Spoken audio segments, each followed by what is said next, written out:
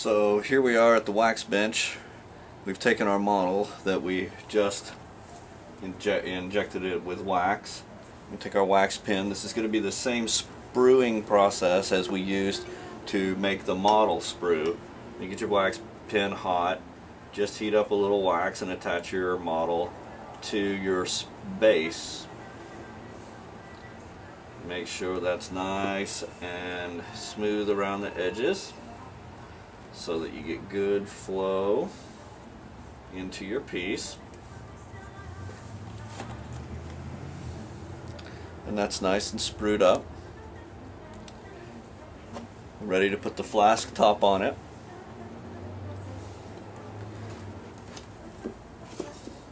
And then we will mix our investment and we will fill the flask.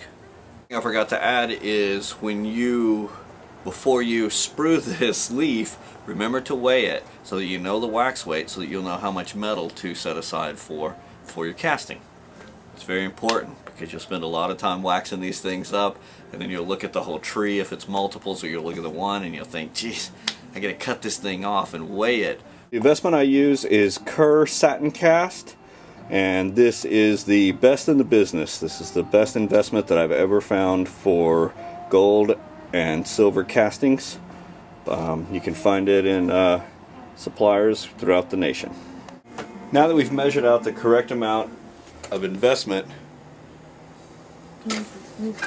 for the size of our flask, we will start the investment process. This is done by, I like to put the correct amount of water in first, then you don't have any investment cling to the bottom it gets away from. Let's set this aside for right now. We have to mix this and vacuum it. Then I'll add my investment. When I do, I will set my egg timer for 3 minutes, because you need to mix this for exactly 3 minutes. And I like to use an egg beater to do it. Still mixing. 3 minutes takes a long time. You won't believe how long 3 minutes is. But you need to keep mixing it this way. That way it's equally mixed, the water and the investment, and you don't get lumps. Still mixing, making sure we don't get any lovely lady lumps. We don't want them. We don't want them in the investment. 3 minutes are up. We're going to stop the mixing. This investment has a working time of 7 minutes, so you kind of need to keep moving. So stay here, stick with me here. We're going to now vacuum all the air that we whipped into that out of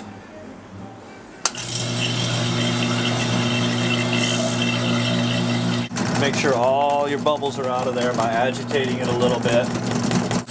Release your vacuum.